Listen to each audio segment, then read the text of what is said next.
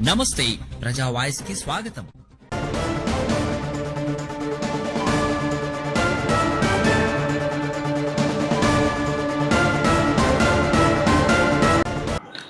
అందరికీ నమస్కారం. నా పేరు Rayachoti Subbaiah, board of management chairman Shri Mahayogi Lakshmamma cooperative bank. So ఈరోజు ముఖ్యంగా మా ఖాతాదారులకి నేరుగా మాట్లాడేదానికి ఈరోజు ఒక చిన్న సమావేశం ఏర్పాటు చేయడం జరిగింది. సో మేము ముఖ్యంగా కస్టమర్ మీట్ అనేది రెగ్యులర్గా చేస్తుంటాము. క్వార్టర్లీ వన్స్ కస్టమర్స్ని బ్యాంక్కి ఇన్వైట్ చేసి, అది డిపాజిటర్స్ కానీ లోన్ హోల్డర్స్ కానీ, చిన్న కస్టమర్ ఉండి పెద్ద కస్టమర్ ఉండి ప్రతి ఒక్కరికి కాల్ చేసి పిలుస్తాము. వాళ్ళకి ఏమన్నా సర్వీస్ పరంగా కానీ ఏదన్నా కానీ డౌట్స్ రెగ్యులర్గా పిలుస్తుంటాం. సో ఈరోజు ముఖ్య ఉద్దేశం ఏమంటే, మన బ్యాంక్ ప్రజెంట్ పొజిషన్ ప్రతి ఒక్క కస్టమర్కి, మన బ్యాంక్ కస్టమర్ కాని వ్యక్తికి కూడా తెలియాలనే ఉద్దేశంతోనే ఈరోజు ఒక చిన్న మీట్ అనేది ఏర్పాటు చేసినాము. సో ముఖ్యంగా ఈరోజు మా బ్యాంక్ డిపాజిట్స్ 271 కోట్లు డిపాజిట్స్ ఉన్నాయి, 198 కోట్ల అడ్వాన్సెస్ ఉన్నాయి, మరియు మన ప్రాఫిట్ ఈరోజు వరకు 6,63,00,000 ఈరోజు వరకు ప్రాఫిట్ ఉంది ఈ సంవత్సరానికి. సో ముఖ్యంగా మన దగ్గర ఇన్వెస్ట్మెంట్స్ అంటే మా నిల్వలు 102 కోట్లు మా దగ్గర అందుబాటులో ఉంది. సో ముఖ్యంగా మన అవ్వ బ్యాంక్ రాయలసీమలోనే ఒక కోఆపరేటివ్ బ్యాంక్లో ఒక ఫస్ట్ ప్లేస్లో ఉందనేసి మనం గర్వంగా చెప్పుకుంటున్నాము. ముఖ్యంగా మన అవ్వ బ్యాంక్ 1984లో మా తండ్రి గారైన రాయచోటి రామయ్య గారు అప్పుడు లైసెన్స్ తీసుకోవడం జరిగింది. అప్పుడు ముఖ్యంగా సహకరించేది పెండెగంటి వెంకట సుబ్బయ్య గారు అండ్ కోట్ల విజయభాస్కర్ రెడ్డి గారు. వాళ్ళ సహకారంతో లైసెన్స్ అనేసి తెచ్చారు. అప్పటి నుంచి చాలా కష్టపడి ప్రతి ఒక్కరు, డైరెక్టర్స్ అయితే ఏమి, అప్పుడున్న స్టాఫ్ ఏమి కష్టపడి ఒక బ్యాంక్ ఈరోజు 470 కోట్ల వ్యాపారానికి మైల్ రాయి దాటడానికి ప్రతి ఒక్కరు ఖాతాదారులేమి, కస్టమర్స్ ఏమి, మేనేజ్మెంట్ ఏమి, ముఖ్యంగా మీడియా వాళ్ళేమి అందరూ సహకారంతోనే ఈ స్టేజ్ వచ్చింది. మన అవ్వ బ్యాంక్ టోటల్ స్టేట్లో 9th పొజిషన్లో ఉంది వ్యాపార రీత్యా. ప్లస్ మన బ్యాంక్ రీసెంట్గా కొత్త బ్రాంచెస్కి లైసెన్స్ కూడా మేము బ్రాంచెస్కి అప్లై చేసినాము రిజర్వ్ బ్యాంక్కి. సో వాళ్ళ పర్మిషన్స్ కోసం మేము వెయిట్ చేస్తున్నాము. ముఖ్యంగా మనము రిజర్వ్ బ్యాంక్ నియమాల ప్రకారంగానే పోతున్నాము. రిజర్వ్ బ్యాంక్ ఈ మధ్యకాలంలో అంటే 2019 నుంచి రికవరీ పరంగా చాలా స్ట్రిక్ట్గా పోతూ ఉంది. రికవరీ అంటే కస్టమర్స్ ఏదైతే డబ్బు నిల్వ చేసి ఉంటారో మన బ్యాంక్లో, అదే డబ్బుని మేము కస్టమర్స్కి అప్పు ద్వారా కస్టమర్స్కి ఇస్తాం. ఆ అప్పుని తిరిగి మనం బ్యాంక్ పొందితేనే ఆ డిపాజిటర్స్కి సేఫ్. సో దీని ముఖ్యంగా మనం 2019లో మన బ్యాంక్కి ఎన్పిఏ అంటే మొండి బాకీల అకౌంట్ సంఖ్య సుమారుగా 900 అకౌంట్లు ఉండేవండి. ఇప్పుడు అంటే యాజ్ ఆన్ టుడే ఆ 900ది 90 అకౌంట్లకు ఉందనేసి మేము గర్వంగా చెప్పుకుంటున్నాం. ఎందుకంటే 90% తగ్గింది. ఆ 90% తగ్గే పరిస్థితిలో కొంతమంది ఖాతాదారులు ఇబ్బంది పడిండొచ్చు. కానీ మనము ముఖ్యంగా రిజర్వ్ బ్యాంక్ నియమాలని మనము పాటించుకుంటూ పోవాలంటే కొంతమంది ఎవరో ఒకరు ఇబ్బంది పడే అవకాశం ఉండొచ్చు. దాంట్లో మనము పద్ధతి ప్రకారంగా పోయినాం రికవరీ. సో ముఖ్యంగా రికవరీలో సపోర్ట్ చేసిన కస్టమర్స్ అయితే ఏమి, బ్యాంకు సిబ్బంది ఏమి, అడ్వకేట్ టీం అయితే ఏమి, ముఖ్యంగా మీడియా వాళ్ళు కానీ మనకి చాలా రకంగా సపోర్ట్ చేస్తారు. రీసెంట్గా ఈ మధ్య కాలంలో ఒక ఛానల్లో మన బ్యాంక్ గురించి కొన్ని సబ్జెక్ట్స్ దాంట్లో పోస్ట్ చేయడం జరిగింది. ముఖ్యంగా ఒకసారేమో కొన్ని 14 కోట్లేమో ఫ్రాడ్ అయిందన్నారు. మళ్ళీ రీసెంట్గా వచ్చిన దాంట్లో కొన్ని బ్యాంక్ పాస్బుక్స్ వాళ్ళ చేతిలో పెట్టుకొని చెప్పినారు. మూడోది ఈ మన బ్యాంక్ ప్రాపర్టీ ఎవరిదో ఒక సంస్థది అనేసి చెప్తున్నారు. ఈ 3 విషయాల్లో వివరణ ఇచ్చేదానికే మేము ఈ చిన్న సమావేశం ఏర్పాటు చేయడం జరిగింది. సో దీంట్లో ముఖ్యంగా 2013 పాస్బుక్స్ అనేసి వాళ్ళే చెప్తున్నారు. సో 2013 పాస్బుక్స్ మామూలుగా కస్టమర్ దగ్గరన్నా ఉండాల పాస్బుక్, లేదంటే బ్యాంక్ దగ్గరన్నా ఉండాల పాస్బుక్. అన్ని పాస్బుక్లు ఆ వ్యక్తి చేతుల్లో ఎలాగున్నాయో మాకు ఒక పెద్ద క్వశ్చన్ మార్క్ ఉంది. ముఖ్యంగా 2013 అంటున్నారు. ఈ విషయం మేము తెలుసుకోవాలంటే మా బ్యాంక్ ఆడిట్ డిపార్ట్మెంట్కి కూడా మేము తెలిపినాము. ఎందుకంటే 10 సంవత్సరాల కన్నా మించిన కొన్ని రికార్డ్స్ అందుబాటులో లేవంటున్నారు. సో మేము అది పరిశీలించి మళ్ళీ మా వంతు ఆడిట్ డిపార్ట్మెంట్ చూసిన తర్వాత మాకు ఒక క్లారిటీ వస్తుంది. అంతవరకు మేము కూడా ఏమీ దాని గురించి ప్రస్తావించలేము. సో రెండోది వచ్చేసి ఈ ప్రాపర్టీ గురించి, మన బ్యాంక్ ప్రాపర్టీ గురించి అంటున్నారు. మన బ్యాంక్ ప్రాపర్టీ 1994లో మన బ్యాంక్ అనేది తన బ్యాంకు సొంత డబ్బుతో కొని నిర్మించడం జరిగింది. దాని పత్రాలు కూడా ఉన్నాయి మన దగ్గర. సో ఈ పత్రాలు కూడా మీకు నిన్న కస్టమర్ మీట్లు కూడా కస్టమర్స్కి తెలపడం జరిగింది, మంగళవారం జరిగిన కస్టమర్ మీట్లో. సో ఈ అలిగేషన్స్ అనేది చాలా తప్పు అలిగేషన్స్ చేశారు. ఎందుకంటే ఒక సంస్థ బాగా జరుగుతున్నప్పుడే ఆ సంస్థకి చెడ్డ పేరు తేవాలనేసి చాలామంది ప్రయత్నం చేస్తారు. ఆ ప్రయత్నంలోనే భాగము ఇది అనేసి నా మనసు చెప్తా ఉంది. నాదొకటే కాదండి, ఊర్లో చాలామంది చెప్తున్నారు. ఈరోజు మీ ముందర వచ్చి మాట్లాడుతున్నాం, దానికి కారణం కూడా మా well wishers of the bank, పాత కస్టమర్స్ నాకి మా తోటి డైరెక్టర్లకి మీరు ఏదన్నా పబ్లిక్కి తెలుపలేకుంటే ఇది ఒక రాంగ్ మెసేజ్ వెళ్తుందనేసి చెప్పినందుకే ఫస్ట్ టైం మేము ఒక ప్రెస్ మీట్ అనేది ఏర్పాటు చేయడం జరిగింది.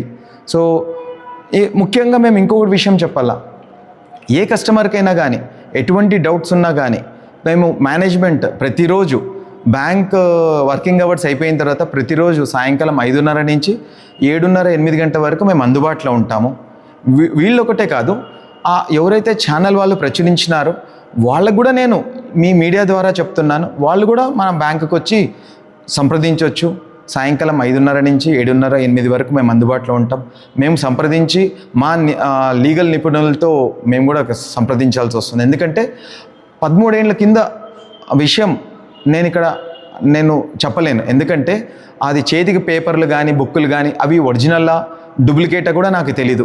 ఎందుకంటే అవి బుక్కులు చూస్తుంటే చాలా కొత్తగా ఉన్నాయి, వాళ్ళేమో 2013 అంటున్నారు. సో ఇది నాకు కూడా క్లారిటీ కావాలంటే బుక్స్ నా చేతికి వస్తే కానీ నేను దానికి జవాబు ఇవ్వలేను. మా ఆడిట్ డిపార్ట్మెంట్ కూడా చెప్పాలి దాని గురించి. ఇంకా అదే వీడియోలో శ్రీ మహాయోగిలక్ష్మమ్మ దేవస్థానం గురించి కూడా ఒక విమర్శించడం జరిగింది. నేను ఆధునిలో ఉన్న ప్రతి ఒక్క అవ్వ భక్తులకి నేను ఒకటే విన్నపిస్తున్నాను, అవ్వ గుడిలో 30 సంవత్సరాల కింద అవ్వ దేవస్థానం ఎలాగుంది, ఇప్పుడు అవ్వ దేవస్థానం ఎలాగుంది, మీలో మీరు ప్రశ్నించుకోవాలి.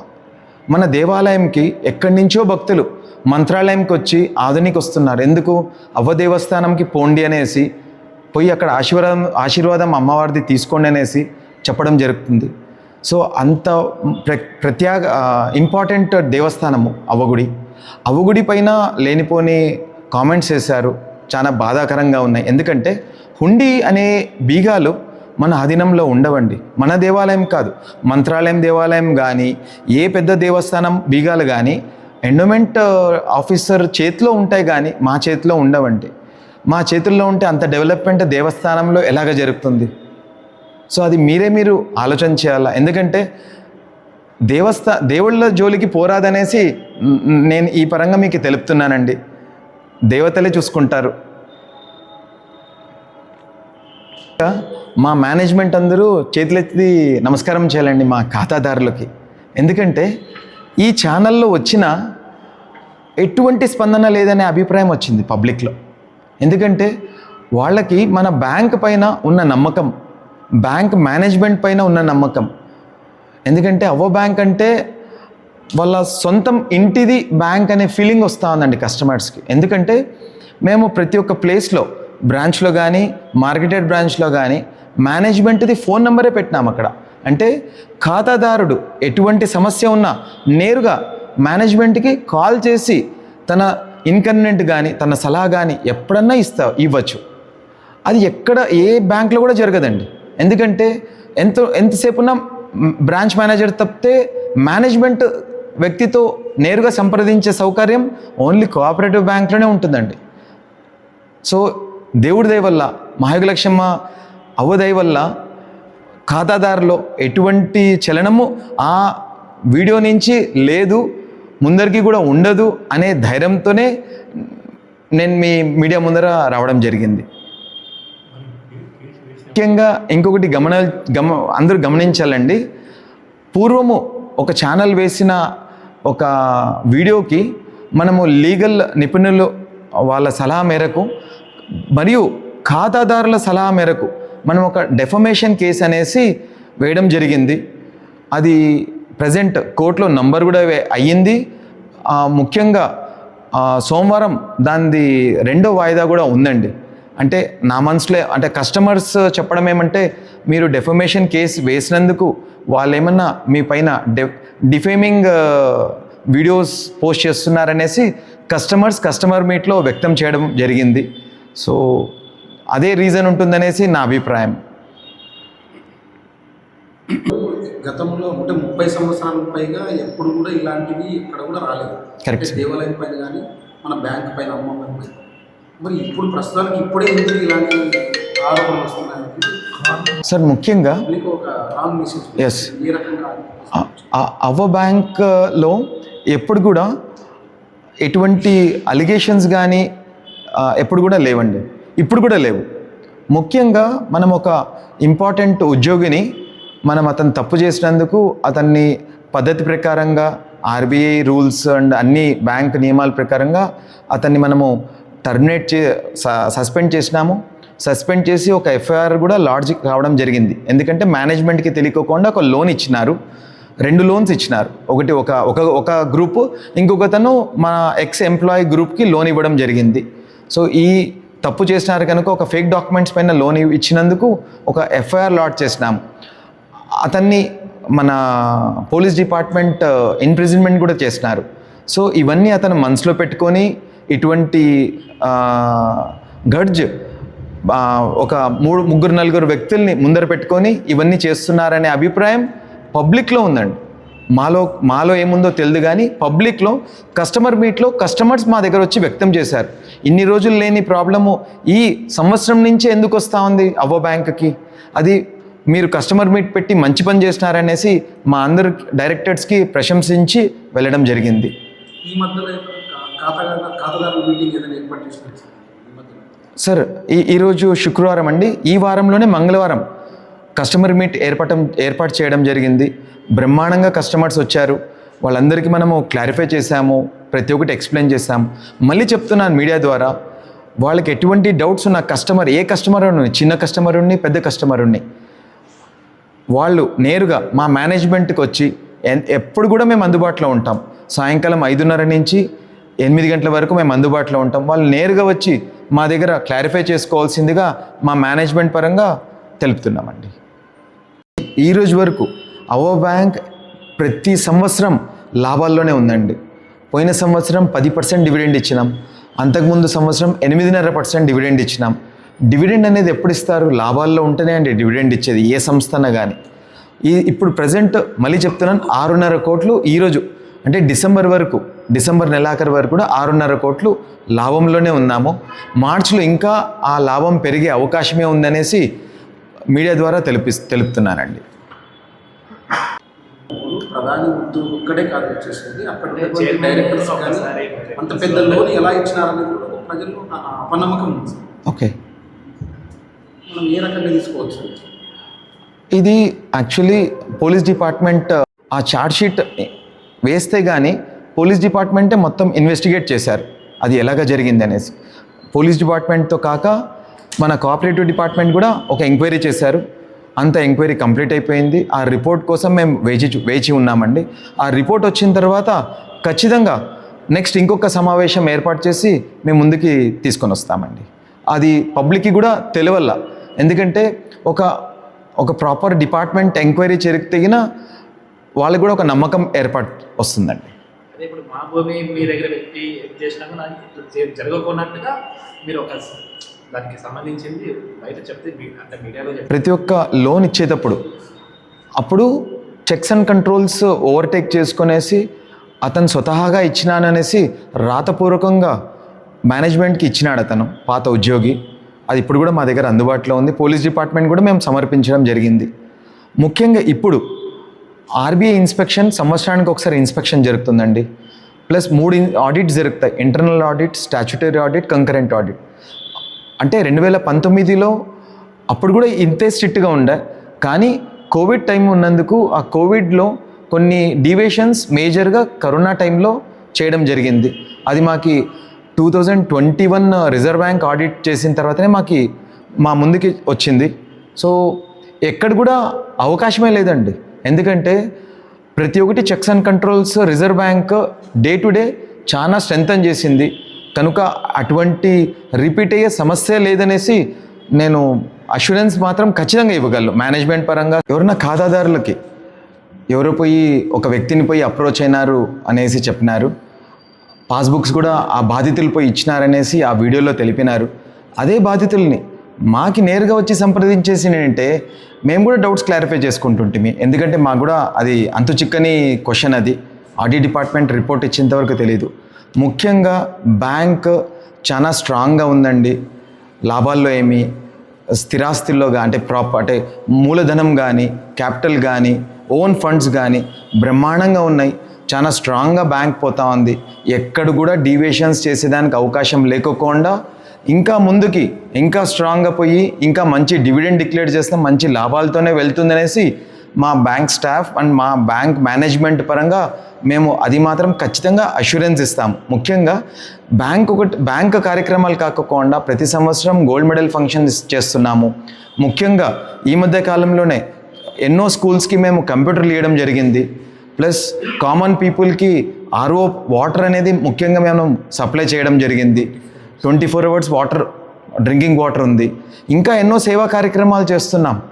సో ముఖ్యంగా ఫ్యూచర్లో సివిల్ సర్వీసెస్లో ఎవరన్నా ఇంట్రెస్ట్ ఉన్న స్టూడెంట్కి ఆర్థికంగా ఇబ్బంది ఉందంటే మా మేనేజ్మెంట్ పరంగా మేము వాళ్ళకి ఫీజు కూడా ఇస్తాము. వాళ్ళు మళ్ళీ ఉన్నత స్థాయి వచ్చిన తర్వాత ఆ ఫీజు రియంబర్స్ చేయాలనేసి కూడా వితౌట్ ఎనీ ఇంట్రెస్ట్ అనేసి కూడా చాలా సభల్లో మేము తెలపడం జరిగింది. ఇవన్నీ ఎందుకు చేస్తామండి? మనం సంస్థ బాగుందంటే కింద పబ్లిక్ బాగుంటారు, అందరూ బాగుంటారు. ఎందుకంటే కోఆపరేటివ్ బ్యాంక్లో ఏ బ్యాంక్లో లోన్ రాలేకున్నా కోఆపరేటివ్ బ్యాంక్లో లోన్ ఖచ్చితంగా వస్తుందండి. ఎందుకంటే పెద్ద బ్యాంక్స్లో సిబిల్ ఉండాలా, ఇన్కమ్ ట్యాక్స్ రిటర్న్స్ ఉండాలా, ఇన్ని ఉన్నాయండి. మన కోఆపరేటివ్ బ్యాంక్లో ఆ కస్టమర్ రీపేమెంట్ కెపాసిటీ చూసేసి మేము లోన్ ఇస్తాం. కస్టమర్ ఎంతోమంది అభివృద్ధి చెందిన కస్టమర్స్, మీరు ముఖ్యంగా ఆ ఇద్దరు వ్యక్తులతో కాదండి ఇంటర్వ్యూ తీసుకోవాల్సిండేది, మా బ్యాంక్ నుంచి లబ్ధి పొందిన వాళ్ళతో ఇంటర్వ్యూ తీసుకోవాల్సిండ్రి. ఆ ఛానల్కి నేను ఈ సభ పరంగా నేను వాళ్ళకి చెప్తున్నాను, ఇద్దరు వ్యక్తులు ఎవరైతే మా బ్యాంకుకి సంబంధం లేదో వాళ్ళతో మీరు ఇంటర్వ్యూ తీసుకున్నారు, మీరు మా బ్యాంక్లో లబ్ధి పొందిన వాళ్ళతో ఎంతోమంది ఇంటర్వ్యూ తీసుకోవాలో ఒక దినం తక్కువ పడుతుందండి మీకు ఇంటర్వ్యూ తీసుకుంటే. ఎందుకంటే ప్రతి ఉన్నత స్థాయిలో అమెరికాలో స్థిరపడి అక్కడి నుంచి మా బ్యాంకులో మళ్ళీ డిపాజిట్స్ పెట్టే కస్టమర్ బోల్డ్ మంది కస్టమర్స్ ఉన్నారండి. ఎందుకు పెడతారండి ఇక్కడ పెట్టి? ఒక నమ్మకం అండి. అవో బ్యాంక్ అంటే నమ్మకం. ఆ నమ్మకానికి మనం పెట్టుకున్నాం కనుకనే ఈ ధైర్యంగా మీ ముందర వచ్చి మేము ఇది చెప్పడం జరుగుతూ ఉంది. సో నేనేమన్నా అంటే తప్పుగా ఏదన్నా చెప్పింటే క్షమించవలసిందిగా తెలుపుతున్నాము. నిన్ననే అవో బ్యాంక్ ఇనాగ్రేట్ అయ్యి 42 years అయిందండి. నిన్న ఒక విచిత్రమైన ఇది వచ్చింది. ఒక ఫస్ట్ కస్టమర్కి మేము ఎప్పుడూ హానర్ చేస్తాం. ఆ ఫస్ట్ కస్టమర్ ముసనపల్లి ఊరి నుంచి వచ్చినాడు. ఆ ముసనపల్లి నుంచి వచ్చిన వ్యక్తి అవో బ్యాంక్లో 5 లక్షల డిపాజిట్ కూడా పెట్టిపోయినాడు. అంటే నిన్నటి రోజు అవ్వగారే పుట్టినూరు నుంచి బ్యాంకుకి వచ్చి 5 లక్షలు డిపాజిట్ చేసినారనే అభిప్రాయం మా అందరికి ఉందండి. సో ఆ విషయం మీకు షేర్ చేస్తున్నాను. సో థ్యాంక్ యూ అండి. నా పేరు రాయచోటి సుబ్బయ్య, BOM చైర్మన్ అవ్వ బ్యాంక్ అండి. సో బ్యాంక్ ఖాతాదారులకు, ప్రజలకు నమస్కారం అండి. నేను ఈ బ్యాంకుకు లీగల్ అడ్వైజర్గా 2000 సంవత్సరం నుంచి ఉంటున్నానండి. అంటే 26 సంవత్సరాలుగా ఉంటున్నానండి ఈ బ్యాంకు లీగల్ అడ్వైజర్గా. 2025 వరకు ఈ బ్యాంక్ మీద ఎలాంటి అలిగేషన్ కూడా లేదు.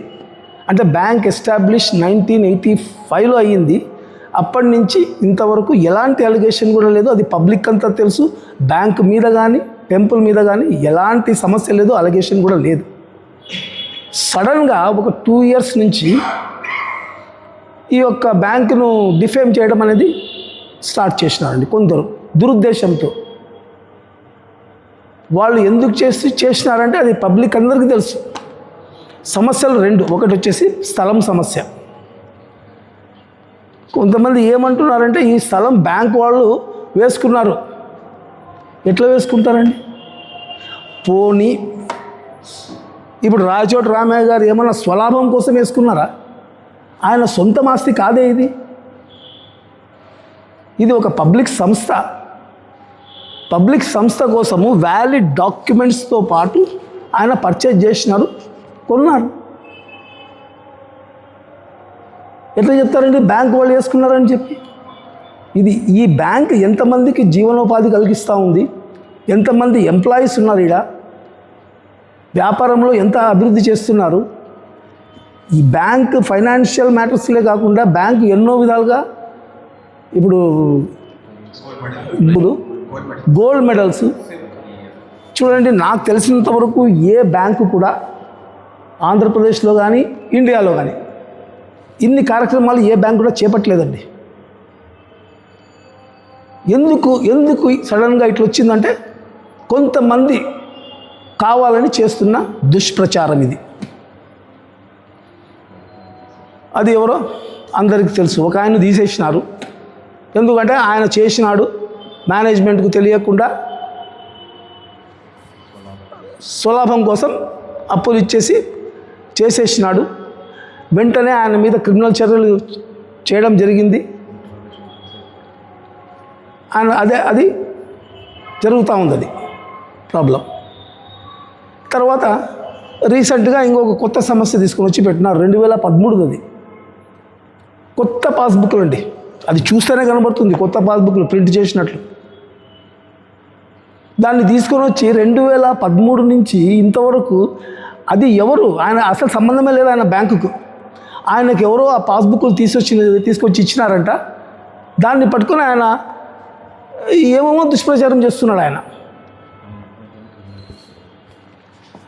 అది దానికి కూడా ఒక కారణం ఉందండి. ఆయన వాళ్ళ అబ్బాయి బ్యాంకుకు అప్పు తీసుకున్నాడండి. చెక్ రాసి ఇచ్చినాడు ఒకటి. ఆ చెక్ ఏమైంది, బౌన్స్ అయిపోయింది. బౌన్స్ అయిపోతే ఆ అబ్బాయి పేరు మీద మేము క్రిమినల్ కేసు ఫైల్ చేసినారు బ్యాంక్ వాళ్ళు. ఆ క్రిమినల్ కేసు ఇప్పటికీ నడుస్తూ ఉందండి.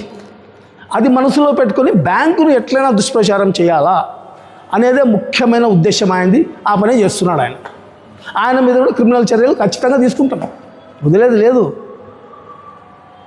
ఇది విషయం అండి. చూచాయిగా చెప్పాలంటే ఇది విషయం. నా పేరు బద్రీనాథ్, అడ్వకేట్ అండి. నేను చెప్పండి, లీగల్ అడ్వైజర్. నేను డౌట్ ఉంటే గో టు ద కోర్ట్. చట్టం ఉంది కదండి. చట్టం లేకుండా ఓన్లీ మీడియా, వాట్సాప్లు అదేదో ఒక మీడియాను పట్టుకున్నారు. దాంట్లోనే వాళ్ళకి ఏం స్వలాభం ఉందో దాంట్లో మాకు అర్థం కావడం లే. ఆ మీడియా వాళ్ళకు మీడియాను పట్టుకోవడము, వాట్సాప్లో చేయడం దుష్ప్రచారం. చూపించండి అయ్యా, మీ దగ్గర ఏం డాక్యుమెంట్లు ఉన్నాయి చూపించండి. అది చూపేదిలే, మా డాక్యుమెంట్లు చూపించాలంట. మా డాక్యుమెంట్లు ఎందుకు చూపిస్తామండి మేము? కోర్టుకు పో అండి. ఇది అందరికీ తెలుసండి. ఇది రోజు చేస్తూనే ఉన్నారు వాళ్ళు. దీంట్లో ఏమి నిజం లేదని చెప్పి ఇప్పటికే 90% ప్రజలు చెప్తున్నారండి. దీంట్లో ఏం నిజం లేదని చెప్పేసినారు, కావాలని చేస్తున్నారు అని అందరికీ తెలిసిపోయిందండి.